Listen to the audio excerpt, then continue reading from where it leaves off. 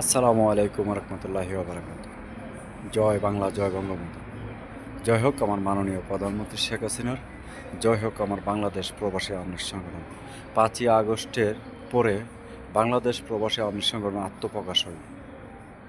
যখন মাননীয় প্রধানমন্ত্রী শেখ হাসিনা চলে যায়, তখন আমাদের এই বাংলাদেশ প্রবাসী আওয়ামী লীগ সংগঠন আত্মপ্রকাশ হয়।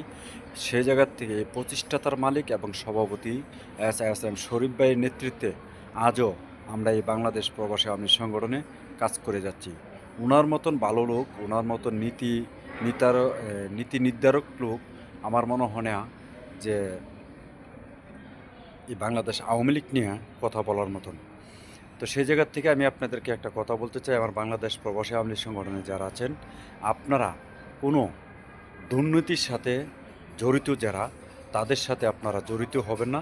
যদি জড়িত হন, ভবিষ্যতে আপনাদের হৃদয় মজুমদার মতনই হবে।